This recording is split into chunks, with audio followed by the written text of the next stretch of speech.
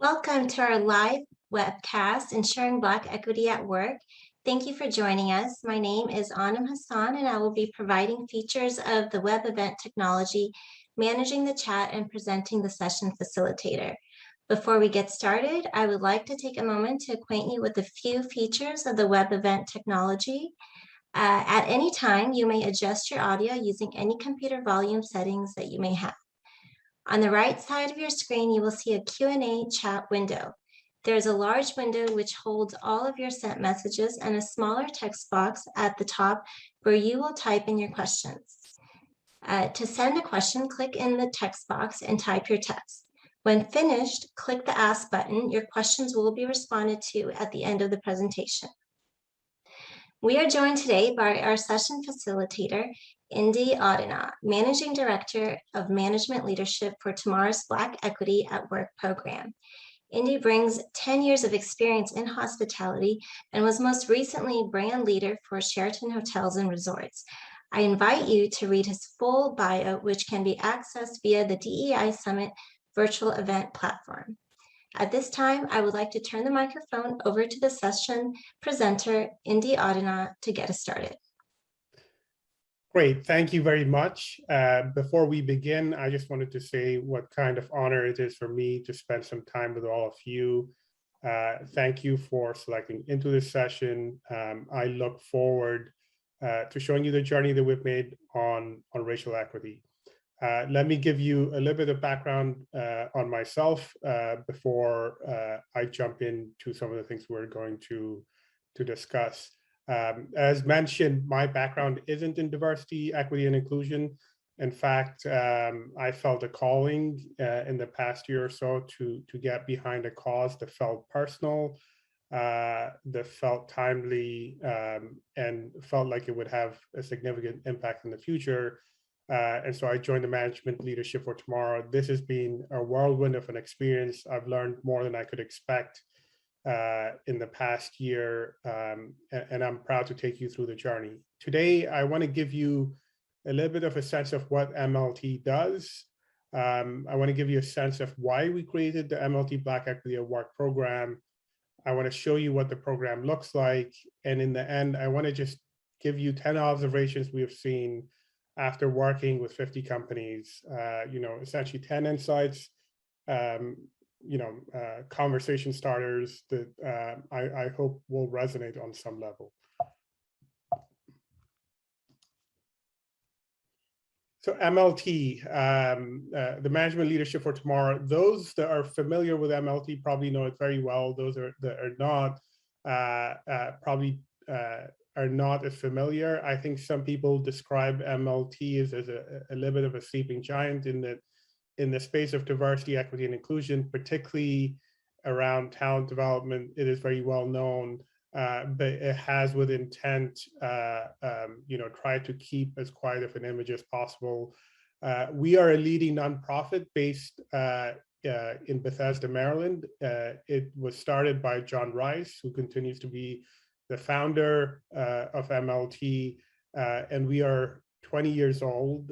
MLT, at its broadest glance, has really 4 divisions: program and initiative execution, certification and planning. These 2 tend to be more focused on corporations, and then talent development and recruiting, which it's most well known for, and then strategy and organizational advisory. The theory of change, as you can see on the slide, is really focused on 3 forces: economic mobility, diverse leaders, and diverse institutions. The organization essentially works with both individuals and employers. On any given year, MLT impacts and nurtures, about 2,000 Black, Latinx, and Native American individuals, helps them get into college, into MBA programs, and then helps them plan their careers.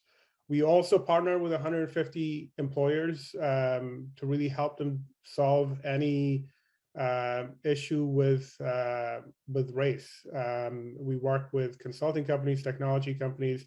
There's probably not a major partner or company partner that we haven't worked with at some point. Not that I expect, I wanted this to be, a show of what MLT does, but I wanted to give you a little bit of a sense where MLT has normally operated, just to give you a sense of how that relates to the Black Equity at Work program. As you can tell from an individual perspective, MLT has significant impact in placing underrepresented individuals into corporate America. You see some of their stats on the left-hand side. 98% of 1,300 undergrad fellows secured career track jobs. The highest this number has been 100%, and some of the other statistics that you see. The size of the organization that actually helps undergraduates get into corporate, corporate positions up until last year was 1,000 students. Now it has grown to 2,500 with just additional funding and support from philanthropy partners. On the right-hand side, I mentioned the partners that the organization has. We place about 300 hires per year at some of the companies that you see. Perhaps the most impressive stat to me is that half of the Black, Latinx, and Native American students at top 10 MBA programs are MLT fellows. I really wanted to just give you this history just to say for 20 years, MLT has really focused on trying to empower, educate, and train essentially students of color and to place them in corporate America. A couple of years ago, maybe a year and a half, 2 years ago, John Rice took a step back and said, is this really having the impact I wanted to have? While there was significant success, there was this thought that you could place people into a BCG or a Google, essentially they leave after 2 years. And rather than continuing to increase the number of students that we could put into those companies, maybe the bet should be on trying to change those companies and how they approach race and talent development. And so it is with that that we got to the seeds of Black equity at work. It was essentially a bet to say, for 20 years, we have focused on individuals and trying to increase the volume and the breadth of how they enter corporate America. But now we should take a big bet on how we prepare companies in how they receive them, how they think about Black talent, and how they plan into becoming more racially equitable environments. There's some background here, I think, particularly for experts that attend a conference or a summit like this. None of this will surprise you, but as we were doing the background research, the multiplier of likelihood for bad things for African Americans was quite high, no matter the metric you see, whether it is health concerns, whether it is financial ability, whether it's incarceration rates. We quickly started understanding that racial equity was a challenge, but even more so, racial inequities with Black Americans was the most significant challenge that required immediate support and resolution. I have been asked in my time here why we don't think of racial equity more broadly.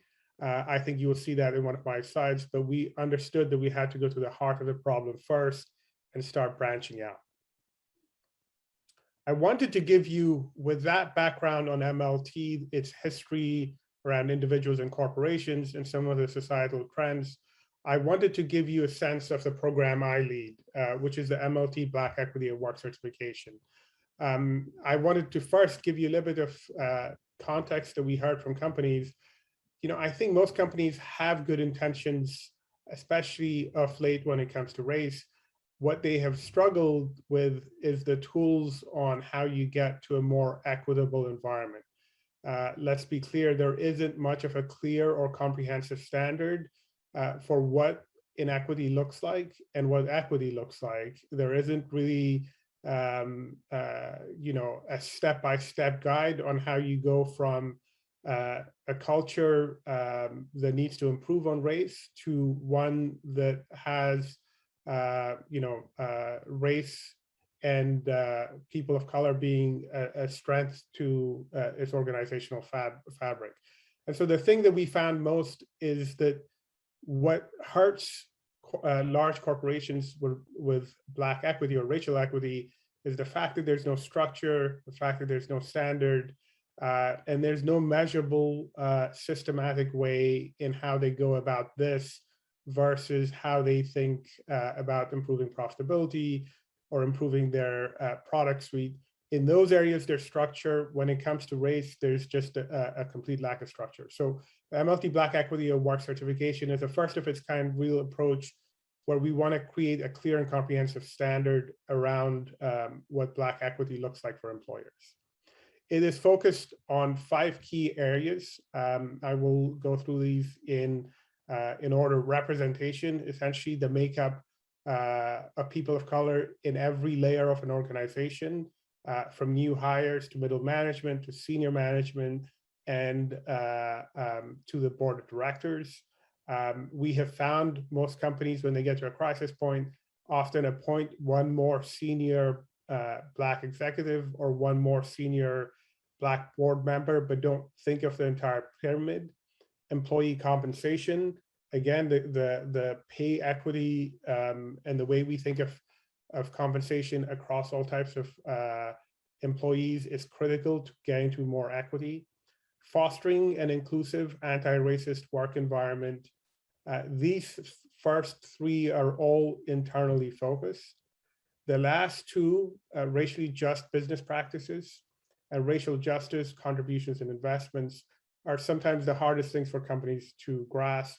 These get into things that they don't control, like supplier diversity, like investments that they have with outside parties. And we said really our standard for what racial equity or Black equity looks like is going to focus on these 5 areas.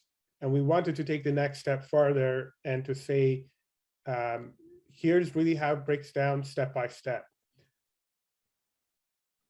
This just covers the breakdown of each one of these areas in some level of detail. We wanted to try and be as prescriptive as possible to companies that joined the program. As you can tell, companies that go through this essentially sit with us and we score them in each area with remarkable precision and detail.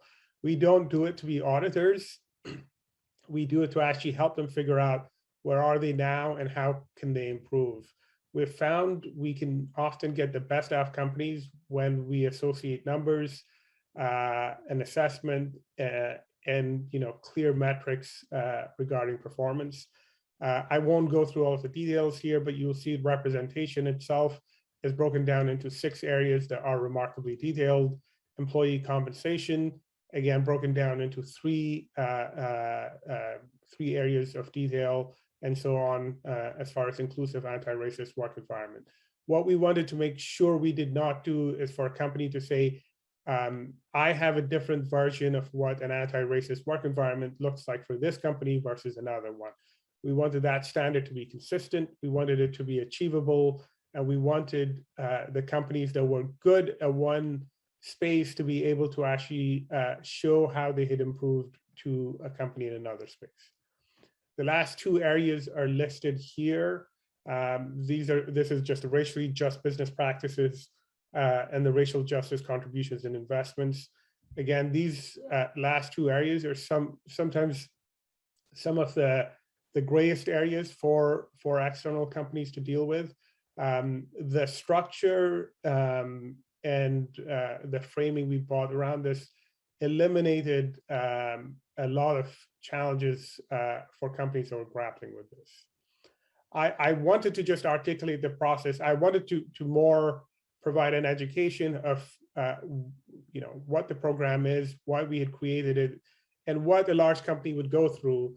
But I also wanted to just bake in some sense of what does this look like from a company perspective. So for any company that enters the MLT Black Equity Award program, they spend about a year developing a target and developing a plan. This requires a pretty rigorous baselining exercise. Then they go develop a plan on their own with some coaching from us. At that point, we approve their plan, and then they communicate and execute the plan. This is essentially operationalizing the racial equity plan. We then consider them certified. We assess their performance annually, and then we look at their at their progress each and every year. So if you think about this in components, the first part is really getting to terms of who you are, where you are struggling in some shape, way, or form, assessing a plan that has structure, that has rigor, and that has accountability, operationalizing it, and then going through a cycle of assessment, scoring, and assessment. We want companies to understand if they scored X on 1 year and their score slipped by 7 points, why it slipped. One of the things that we were also very clear with on, from a positioning perspective, this was never going to be one of those certifications where we would stamp a badge or a color, in response to somebody paying a membership fee. We wanted to be clear that we were going to hold these companies accountable. We were going to help them, but we wanted to make sure that if they slipped, that we would remind them. At the bottom, you see the certification tiers. Bronze is between 60 to 69, silver 70 to 79, and so on. You see gold and platinum. The one thing I wanted to be clear about, as we were thinking about how do you bring structure, rigor, and some programmatic nature to how people approach racial equity, we also wanted to make sure that it wasn't going to be a rush to competition here. And so we told every company that they would not get certified for a year, that the first year was going to be entirely spent on understanding where they are and then how they improve. Just to give you a little bit of a sense, one of the things that we found about racial equity planning is that it is also very manual, it's very fragmented, and there is no scalability between what one company does and what another does. And so for those of you that have used TurboTax or one of these platforms where you input your tax information and it tells you how you're scoring against people that look like you or have income like you, we went and created with the Boston Consulting Group that version of that for racial equity. So a company that joins Black Equity at Work puts in all of their representation data, and very quickly you can carve out how does this look compared to other public companies, companies on the East Coast, newer companies, traditional companies, companies that are in consulting or technology companies. We wanted the ability to look alongside, next to you, to compare, to contrast, because we thought the best way for companies to have some sense of how to improve would be by trying to democratize data as much as possible. We have in the past year also built out a number of things that have tried to make this racial equity planning feel more like a community versus a test. These are focused on 3 different areas. We have experts in diversity and inclusion that literally partner with each company, help them as their performance coach, really give them as many tips, advice, and information as they go through the process. We have communities of practice. Just to give you one example, Jim Lowry, the former senior partner at the Boston Consulting Group, and I believe the first partner at McKinsey, led a discussion on supplier diversity, where we pulled together about 100 individuals and had essentially a debate on how to become best in class on supplier diversity. We also give people tools, templates, and frameworks. One of the tools, for example, is how do you communicate to your Black employees who are often the most fatigued or worried that we are starting a process that will lead to nothing again. And so companies that join tend to get involved in just coaching relationships, discussions. They have a number of tools that they can either use or not. But really our role in part is to actually help certify, but we think the bigger responsibility is to actually really increase the performance that some of these companies face. I think there may be a question. What was the name of the LinkedIn article? I will find it and I will make sure to post it later in the chat.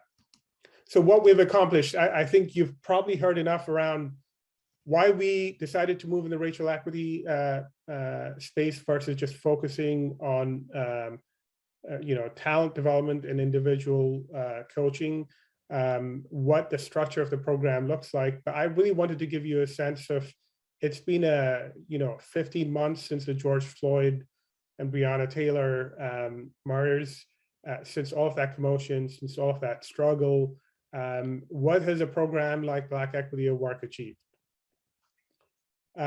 We just announced our most recent cohort. I think we're now in our 4th cohort, but we had 9 companies across a wide range of sectors. The first sports league in the NBA joined. 6 of the 9 are new to MLT. And we have seen increased interest in 2 areas that are increasingly grappling with race. This tends to be in healthcare and education. I think these are also areas that tend to have outsized issues regarding wealth as well as race. But the majority of our increase in interest from leaders have tended to fall into this space. I mentioned a number of companies have joined. We're actually at 49 companies. I wanted to show you who had joined. Just for those of you that are interested, I think you can start seeing some of these. It's really a listing of some of the most significant companies in corporate America. 60% of these are Fortune 500 public companies. 40% of them are large private companies like Bain Capital or the Boston Consulting Group. We have our first hospital system in Mercy Hospital in Baltimore. Citigroup is our most recent new company. Nike, Peloton, BlackRock. I think you can see some of these companies have been very active around race in the past year, and they are considered to be leaders. Leaders in their sector. I also wanted to mention, I said companies conduct a diagnostic and essentially come up with plans that we really score and say whether they're worthy enough. And we were actually quite pleased to have 15 companies in just under a year create plans that we consider to be incredibly strong and were very impressive. You see these, you see the 15. There's actually 14 here. BCG has done this in 2 forms. The Boston Consulting Group, the traditional arm, has done this, as well as the digital ventures arm. BCG was also one of the founding members or creators of this platform. They spent about 9 months with us, creating the digital platform, creating the strategy, and we're very proud to have them as a partner that has gone through this. We think the fact that 15 companies in corporate America have created plans that have a remarkable amount of rigor and focus has been really impressive. The strongest areas of the plans have generally tended to be in representation and supplier diversity. I think these are things that companies have a fair amount of control over. And so just even in board representations, a number of these brands have added Black board members just as a result of having gone through this. One of the examples I showed in the prior slide, Hyatt, literally a month after we started, added a new Black board member. The weaker components have tended to be in community investments and anti-racial bias. Those have been harder for companies to operationalize, in part because community investments does not fall under any one discipline. creating an anti-racial environment does not fall under one discipline. So it's been harder for them to try and figure out who leads the charge on this one piece. We've also built out a fair amount of infrastructure with these companies. I mentioned all of the digital components to automate what it looks like to actually build a racial equity plan. The measurement and benchmarking has been critical for us. We've created a bunch of best practices and then created advocates. Our best way to grow is to have one company reach out and tell another company that you must join because this is the right thing to do. In fact, the majority of our interest so far has been from one participant company to another. I think this level of advocacy has been great for our program, but we also don't want to be the pushy advocates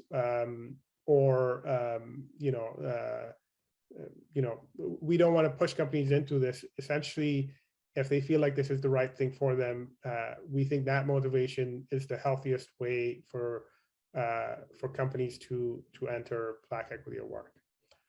I wanted to mention our goals. Where we are today, we have 50 participating companies. Our technology is very early, but it is promising. We have 10 strategic partners and alliances, and we have early credibility with measurement rigor.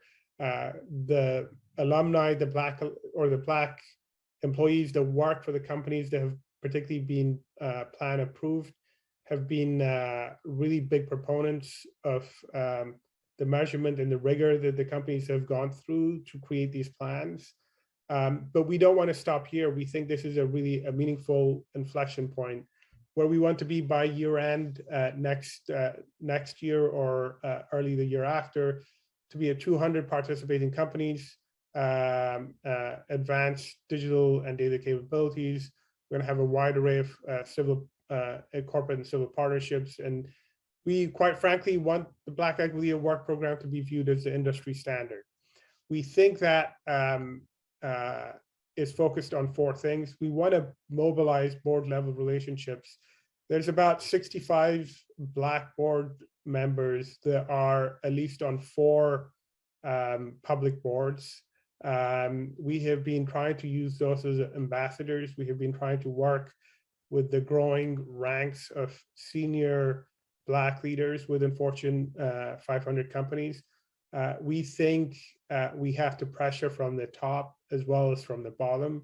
But this ability to pressure from the top, there's nothing that can help a company move more swiftly than that.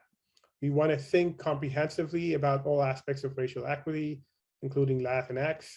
We want to build out a strong set of enabling tools for companies, and we want to cast an assertive and bold communications and marketing approach. On this last piece, I listened into some of the discussions, and I was so impressed by the summit. When you think about voices for diversity and inclusion, there are very few dominant voices that are active in this space, but there are also very few communities where people can go access information. I think for corporate America to make progress, there is a piece of this around content, around advice, and really around marketing that has to be consolidated. If we continue to have 1,000 voices, it's going to be really hard to actually build an audience that will have some scale and some size. So as I was thinking about the summit and the honor of speaking in front of you, I did not want to end the presentation on essentially what we've done and what we've seen as far as results. I really wanted to try and create 10 observations.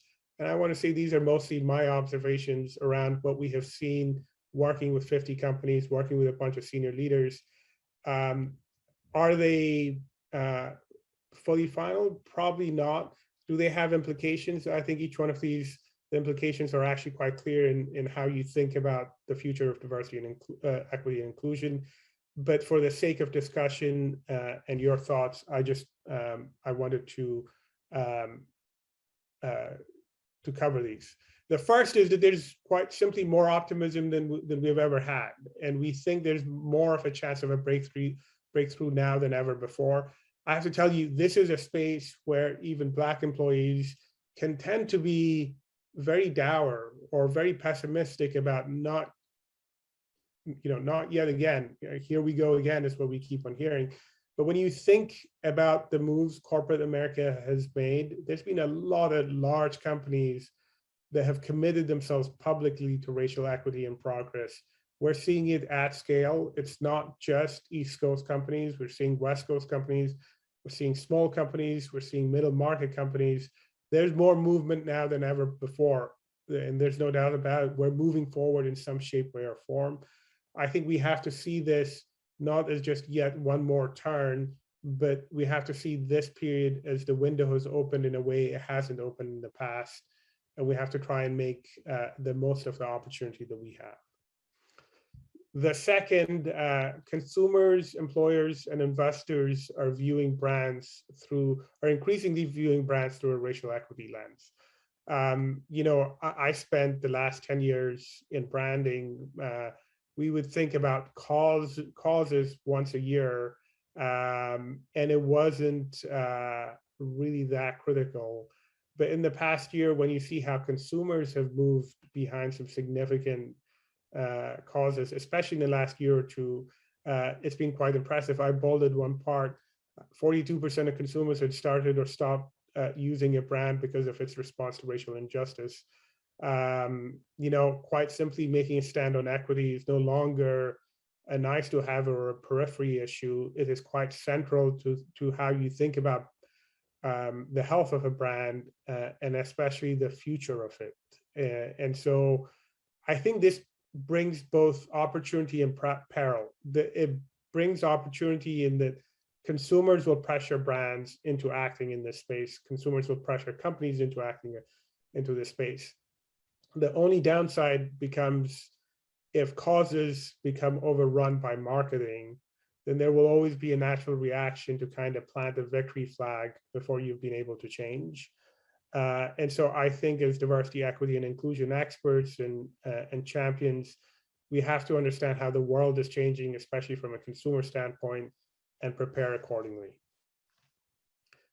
Secondly, long-term progress requires vulnerability, a very hard thing to do for corporations. I want to be clear about the majority of discussions we have with companies. Most companies will come to us and say, I want to participate. I've done the math. I think I can be a bronze. And then they'll come to us and then they'll say, well, I actually think I could be a silver.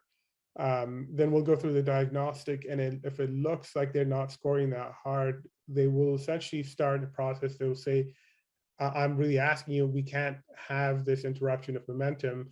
I think it's mostly understandable in that whenever you put out a standard, companies want to compete. They want to compete with others. They want to compete with themselves. They want to be better next year than they are this year. They want to be better this year than they are next year. This is hard with race because, quite frankly, this is a space that most companies don't do well.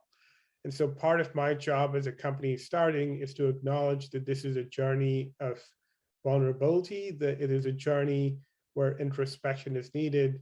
And the piece that is most courageous is to actually avoid the desire to be victorious in this space before you've had to confront some of the areas that you struggle with. And so the psychology of this from a company perspective is hard. And I am sure some of you as D&I experts have had to deal with this yourselves. Fourth, the internal levers, I alluded to this before, the internal levers of racial equity are easier for companies to grasp versus the external ones. I mentioned there are 3 areas where we talk about representation, compensation and others. Most companies score pretty well, but when we talk about racial justice contributions, supplier diversity, they struggle there. And for a lot of them, they want to try and explain away why they struggle. They'll say, I'm in technology, there's just not that many community corporations that matter to me, or there's not that many suppliers that can make the devices or the components I make. But where we have really tried to push companies is that this is where the opportunity is. This is where you have least control. But when you think about racial justice business practices and racial justice contributions and investments, this is the biggest area for improvement.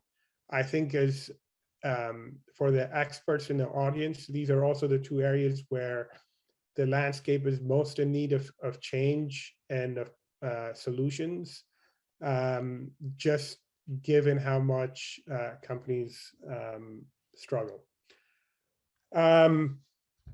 Lastly, the fifth one, we've seen an enormous spread of diversity and inclusion teams across corporate America. They have multiplied beyond belief, but there is so much variance in what they do and the mandate that they've been given that it seems sad, at least from my perspective, to watch a lot of these teams struggle for momentum. I think every one of our companies has a D&I team in place, and they also have a chief diversity officer. I was reading an article that said the shortest tenure of any chief role is actually the chief diversity officer. It's not a surprise because they're often brought into an organization under-resourced with an unclear mandate and unclear goals. And you see them struggle to make momentum. I think the next big step we can take as an industry and as a cause is to fuel the maturation of this area, to give more structure to this position. There are some clear lines around what a chief administration officer does, or a chief financial officer does, or a chief HR officer does. It should be the same for a chief diversity officer. If they are tucked in the middle of an organization, or if they're reporting to a CEO, you would not have that kind of variance for any of those other chief positions. Why should you for the chief diversity officer? And I think this is, from an organizational standpoint, this is a pretty considerable thing that we have to work our way around. 6, we have seen some of the most activism actually from asset managers that are putting pressure on companies to explain their ESG plans and progress. Essentially, this happens in their private meetings or in the quarterly earnings calls where they ask about ESG and racial equity. The problem is that it's happening at a conversation level right now. And so what one company is asked is very different than what another company is asked. We think the next big sizable leap is when asset managers actually create a standard on how they're measuring all companies on ESG. I don't think it will be a question of if, it will be a question of when this will happen. Is it something the next year? Is it something the next 5 years? But it doesn't make sense for every asset manager to ask answers in a different way, and then to try and figure out how do you structure and compare those answers across hundreds, if not thousands, of companies. Number 7, progress for Black equity will require progressing on other types of inequities, especially Latin equity. So much movement was made on the Black equity side in the past year. One of the biggest questions I've had is, when does Latin equity come into play? And then there will be a range of opinions of people saying Latin equity will either help the cause or hurt the cause. As I have spent the past year, it's been quite clear to me that that's not the right question. Essentially, the right question is, how do we do this where we can further both needs as fast as possible? There are sectors that are dealing with much more of a Latin problem than a Black problem, particularly retail, particularly companies in the South and the Southwest.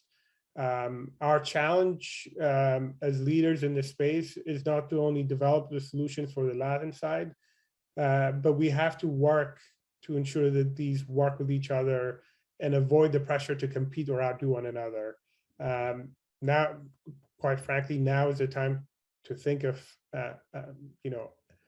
racial inequity as more about crossing races than just being one race versus another. Number 8, I have been, prior to this, I've always had essentially strategy and commercial roles. And the thing I have been stunned about in the diversity and inclusion space is there is a remarkable fragmentation of data. If you want to look at wealth data, you go to one place. If you want to look at gender data, it's held somewhere completely different.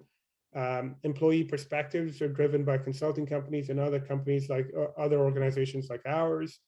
But if you're a business leader and you're trying to figure out what to make of racial wealth inequities, how to compare it to certain markets, you would have to go to dozens of places to even begin your search, let alone complete it.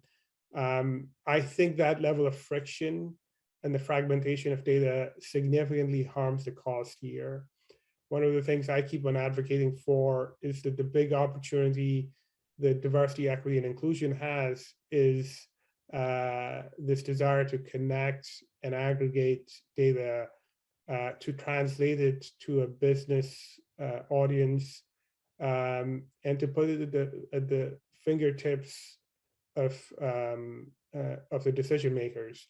When you think of the shifts in our society, it has happened in sectors where data has been boundless, it's been accessible, and it's been free flowing. It is not the case in this space for a number of reasons, but this is a pretty considerable opportunity. There's a question I just wanted to answer. With the focus being on the Black community, what have been some of the challenges when presenting this to organizations? Have there been any detractors even when a company initially reached out to you? Yeah, absolutely. There have been companies that we have started working with. Companies a year ago or a year and a half ago were very motivated to solve the Black problem. And all of them jumped on board and said, we need to do this urgently. Companies in the last 3 to 5 months have started the process and said, wait, hold on, we have a large headquarters in Arizona, that we can't do something around Black equity and have it come off as we are not, focused on other types of underrepresented groups. What we asked people to do in the interim was to say, look, let's set up the infrastructure in how you focus on the Black community, but let's follow that infrastructure with work on how you're going to focus on other groups. As time has gone on, we have started our work on how do you get smart on the issues that are endemic to the Native American community, to the Latin community. But we think as the window has changed, as we've gone further into the window, the solutions we have to put in front of corporate companies has to evolve. I think part of the question asked, has there been any detractors? I don't know if there's been any detractors. There have been companies that become so worried about moving forward that sometimes they will pause and decide not to, as the fear of angering some community. And so that's been part of the reason that we've had to think more, in part, one of the reasons that we've seen the urgency to think more broadly.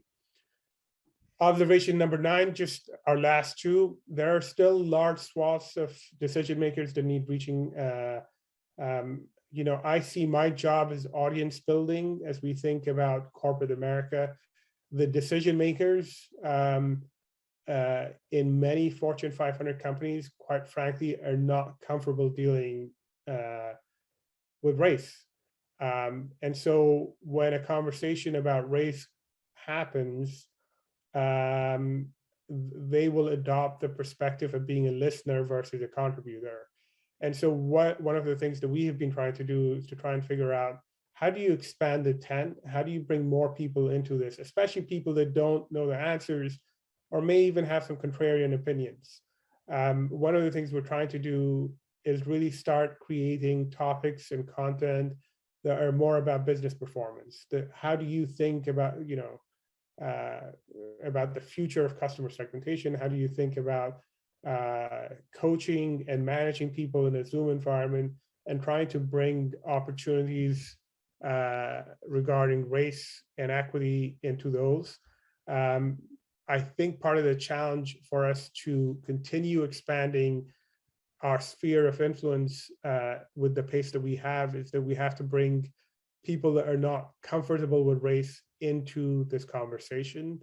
There is not an answer here. There's just an urgency around continually pushing the conversation and bringing people that have not had discussions around race, into the debate. The one and final slide. While my first observation was we've made more progress than we could have expected, the last one is around urgency. Simply put, like, we must ensure that the urgency that we feel now does not dissipate or retreat. I think urgency has been the fuel that has taken us as far as we have. We know companies are taking action, boards are getting more diverse, and we are seeing more leaders of color. The natural thing to do would be to stop at some point and move on to the next cause. I think if we do, we take a step back. And the rallying cry that we keep making is that urgency is actually natural to this conversation. And we have to ensure that the window stays open, that we need to continue pushing. We need to ensure that there's a steady stream of uncomfortability that will arise around these discussions. It didn't take us 2 years to get into the position we're in now. It's not going to take us 1.5 years to get out. If anything, we've just started, and we can't let the news cycle turn. We can't let the corporate attention cycle move on to something else. That doesn't mean that we compete against other causes. It means quite simply that we keep the attention on this. We keep asking, if not now, when, if not us, who, essentially that tone of saying, we're going to keep pushing, we're going to keep, we're going to keep asking for accountability around this. So with that has been the majority of content. I know I took you through 30 or so slides. I really didn't want to drown you in content. I wanted to give you a sense of our journey. I wanted to give you a sense of our success, and really a sense of questions where we're still trying to grapple with, what does this mean? What does, where does this implication take us? I would love to answer any questions. There's one question about, do you see the increased optimism for breakthrough being more of a response to the current climate, or is there confidence in a lasting ongoing change? I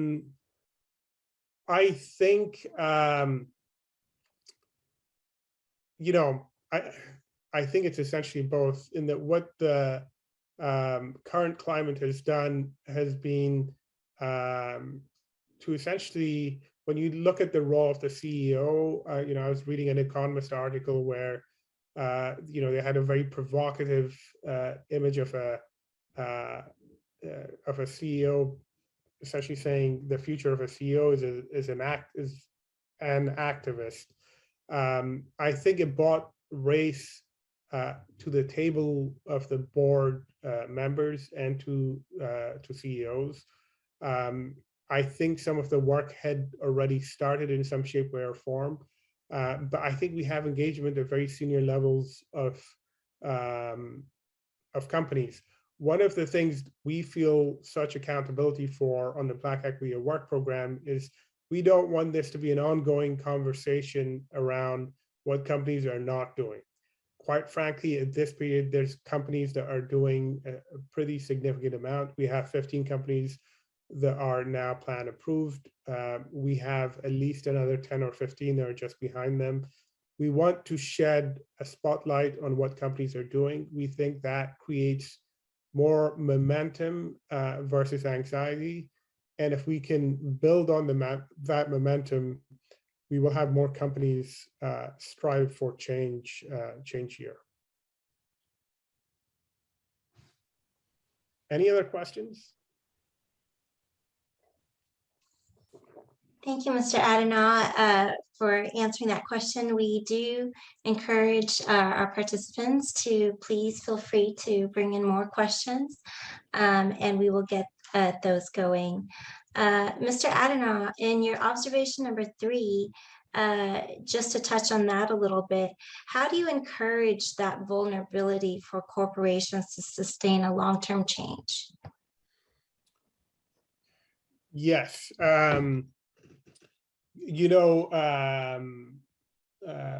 I think transparency is key to something like this, because we have an agenda, to be quite clear, in that we want to help companies actually get better than where they are now. The agenda of a number of companies is to try and get attention on where they are today. And so, part of my job is to open up the conversation to the point where it's actually clear that there are differences in what we're trying to achieve. There's nothing wrong with being very proud of what you're doing. There's nothing wrong with wanting to be an A+ student. But I always want to remind people that we're going to do the assessment, and they're going to find 4 or 5 areas that are significant issues. Some people will say that, for any number of reasons, I can't change my board. I've had a succession planning program that's been in place for 5 years, or I can't get Black leaders in Florida or wherever. But that's where we need to help them. And so we have been quite clear in that we will give you the assets to celebrate this with your employees. We will even help celebrate where you are today, but we want an opportunity to sit down with you and say, why is your supplier diversity so poor? Why is the representation so poor? One of the reasons we invested so much money in this digital platform is that comparison we don't want to come as a judgment from us. But if a company uploads its representation figures, and then it finds for companies of its size, of its age, and of its public nature, that it's in the bottom 10th percentile, that's a conversation starter. That's really a discussion where we can say, yes, there are things that you're doing really well, but this is an issue. Do you not agree? And so that's been, we want to have the right to do that. And that, quite frankly, takes trust. Wonderful, thank you. And we have another question that's come in, and it says, can you describe the actual process for evaluating leaks? We often lose people in the hiring process, but how do we find out why? Do you assign someone to follow up with those applicants? Yeah, so each company that goes through our process signs up.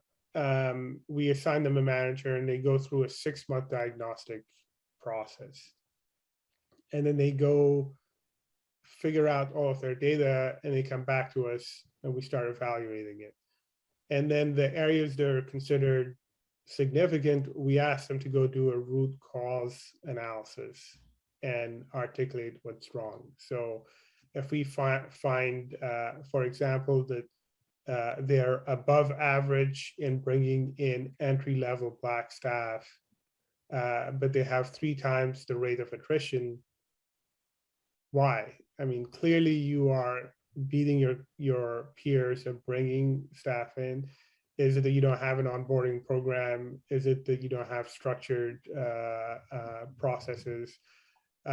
What we've wanted to avoid is that this provides structure and clarity in defined areas. But within each one of the areas, what one company struggles with is a little bit different than what another company struggles with.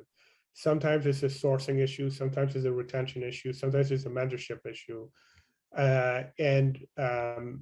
It should not take most companies a year to do a diagnostic process, but it's important for us. It takes a year because we want to get to that level of detail. We want to make sure we pinpoint it. And then the next part of it is to say for the example I mentioned, that if a company has a high attrition rate, a high job placement rate, and an even higher attrition rate,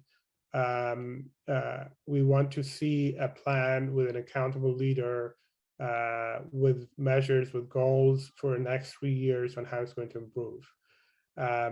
Companies produce that. What we'll see in the second year is, has that attrition rate gone down? Has it not? And is it a problem with the plan? Is it the problem with execution? Whatever it might be. Great. And our next question comes in as, if you have limited space in an advertisement, what is a good statement to include that shows that your organization is focusing on DEI? We are actually just going through the process of creating our first marketing efforts around Black equity at work. I'm just going to give you my own personal perspective, especially given my just background in branding and marketing. Please. I think most companies, people haven't talked that much about race in corporate marketing. I think one of the couple of areas that we've wanted to explore has been two angles. First, how do you humanize the struggle on race? There's actually, when leaders talk about race, they don't envision anybody. They don't really think of, and so the voice of the employee has to come out in some shape, way, or form. I think that's one angle that's very fruitful. The second one is there's a bunch of companies that have had actually senior people of color take a step forward. Sometimes it's not even people of color. It's people that are courageous enough to take a bold step and lead their companies down a path down a path of improvement. I think the angle of actually highlighting and showing the change makers within an organization and relating it to the struggle on race, I think is also potentially a pathway. Even with short space on an advertisement, something that actually can, in both of these ways, you're humanizing what it means to act on race. I think is really a compelling opportunity.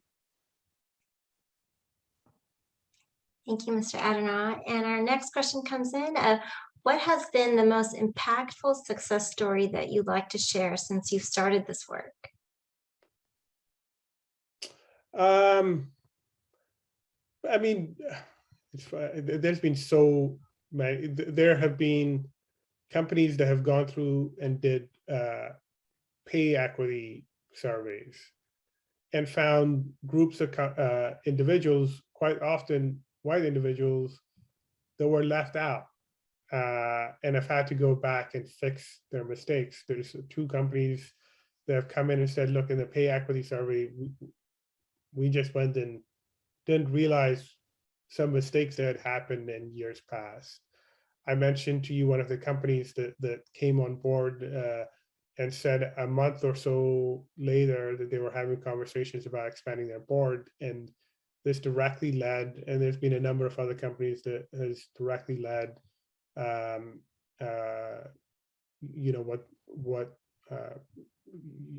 their work to expand the Black board member. There've also been a couple of chief diversity officers that literally started this in their first month. One for a major kind of unicorn, went public company, one of the sexiest names in corporate America. And the diversity, equity, and inclusion leader was a bit lost, and they were able to use this program to kind of just map out their first year. So having success with people you didn't intend to, people that are at the very top of a company, and also people that are just starting their journey of change within a company, all of those are pretty special for me. Thank you for sharing that reflection, Mr. Adenaw. Our next question is, many people confuse equality and equity and are perplexed by the perception of abandoning fairness. How do you rationalize that when or if you encounter this? Yeah,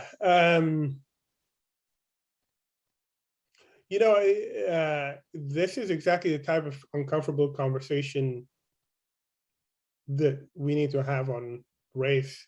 It's not just people that are on the side of like not having dealt with racial inequity, and might have either Caucasian or like sheltered upbringings. We've actually found, as we've talked to some alumni or some employees, that there are people of color that struggle with this notion of equity.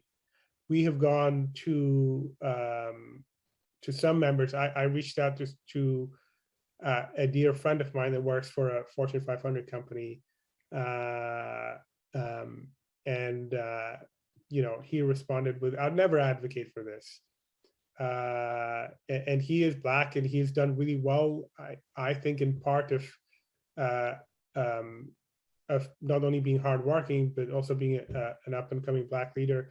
And his response was, inequity is about performance and all of this stuff that I couldn't have disagreed with most. But what I have felt a need to is, if you kind of disengage at the conversation and say, what is wrong with you? It takes it nowhere. But I think there's an education moment to say, like, what is our definition of equity? What is our definition of inequity? Where is there common ground, and how do we think about it?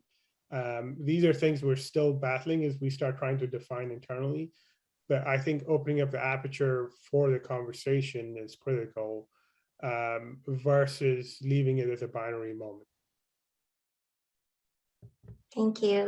I'm sure that answer definitely resonates with a lot of our listeners. And what would you say is, why would you say there's such a profound opposition to equity, especially from people of color? Yeah, I mean, it always comes down to identity type issues that I think, I think, especially as we've been trying to think through the Latin side, like, what is that Nat? Who sees themselves as Latin? Who sees themselves as one group?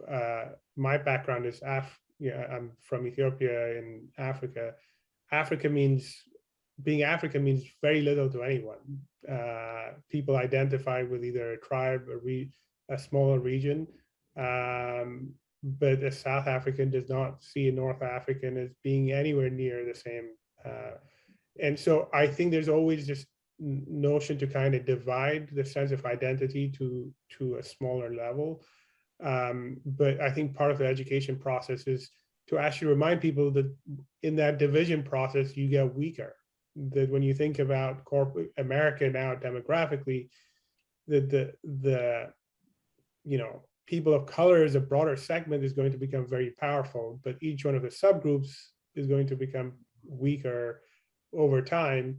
And this is, we have to try and find, the opportunities to actually fuse things together versus divide them. It is much harder done than said, but I think this is the struggle. I think making movement in the space requires such frank and brutal honesty with one another. And it requires an ability to actually have conversations where you're not always convincing the other person, but sometimes you're learning and contributing maybe to an understanding that you both didn't start with, but you're ending up with. Absolutely. And I definitely agree with so much of what you have said. Now, for someone who's looking to champion this program for their organization, what advice would you give them to help sell this idea to their senior leadership? Absolutely. I think we would love to work with any company, middle market, large company. I think you see the majority of companies tend to be large consumer type brand companies, but we've started talking to more middle market companies. I think companies can get put off when they hear certification because they think that last thing I need is one more auditor coming in here. But when I have talked to companies, I tell them to have an honest conversation about we need help in this space. That this is not a space where we have all of the answers. That there's an organization called Management Leadership for Tomorrow that has 2 decades of experience as a talent incubator and a pipeline, and that is now trying to help companies. The cost for something like MLT Black Equity Award is not like the other programs. It's not in the millions of dollars. The highest, largest company can get charged is $50,000. The smallest is $25,000. It's actually just a cost recovery for what we're putting in. And I would say if there's even a fiber of wanting to get better in the space, let's set up a conversation. Let's have the discussion. And our desire is to make you aspire to do more, but to have it feel natural to you. We also don't go disclosing scores. Whatever assets we give you, it's up to you to market. But we are not going to be one of these organizations that grades companies and says this one is best in class and this one is not. But for a difficult space, we want you to have every tool you can to improve. Okay, great. And that kind of segues into our next question. Does presenting a compare and contrast of data ever create a challenge for corporations to create long-lasting impact and not just meeting benchmarks? This is what it overcomes. Most companies, when you think about how they think about race, the thinking is completely insular. They are thinking around, quite often the person they've picked is an old-timer in a company. Every lever, every opportunity, every idea they have is one that is in the comfort zones of the company. And it's not a space where people generally tend to look outside because they're really uncomfortable about showing the warts of their internal system to any outside audience. And so we've thought the best way of actually doing that is just by anonymizing and democratizing data, that rather than us tell them, you should go look at Target, or you should go look at whatever, that gets really complicated and it feels like we're judging them. We think by giving them some basis of comparison, it actually allows them to come back and say, wait, hold on, who does really well in supplier diversity? And then we go find the 5 people, then we come back and say, hey, do you want to talk to them? Or do you want to have this? But I think comparison allows you to actually have some natural introspection. Absolutely. And if I can be so bold to ask, so we understand so much of your work is done working within different corporations of all levels. Is there any work on encouraging on a federal level to encourage corporations to lean into a more equitable workplace? You know, we have just given all of the changes in leadership and everything else, we have had inquiries from federal organizations. We've also had a lot of inquiries from international organizations that have said, hey, especially organizations in the UK, that said we want to participate. What we have said is we want to actually ensure we can succeed in some shape, way, or form in some narrow circle and expand. Just employment dynamics are so different in the public space. It's not a question of will we do it, we will do it at some point, but we've wanted to actually take a proven history of things that work into that space. Okay, great. Our next question is, how do you address those who hide behind the perception that there's a pipeline issue and nothing can be done to create greater representation in the workplace, especially for industries that lack representation of marginalized individuals? Yeah, absolutely. I mean, hedge funds are probably one of the most significant ones. There was one that had, I think, about 90 partners, and none of them are Black. And they'll talk to you and they'll say, look, there's nobody that fits this profile, or the, X number of the people we want are wanted by all these different companies. Or they'll say, my board is, dominated by private equity professionals, and so I can't diversify it any further. Part of our discussion is to actually hover in the diagnostic exercises, the root cause exercise. We consider it mandatory to get plan approval, because we've wanted companies to actually get through, say there's no, you can say there's no solution here, but we want you to actually go through the process and try and figure out, are there, how many Black Ivy League graduates are there? How many have dropped for one of your positions? What kind of interviewing are you doing? Are you interviewing on a golf course? Are you going on a regatta? And then I think it slowly starts becoming clear that there's never just a demand issue. It's often how a company chooses to conduct business. And I think as they fidget, part of our job is to kind of hold the mirror. And ultimately, they will get to a point where they'll kind of see the complexion of themselves wriggling, and they'll understand that these are just excuses.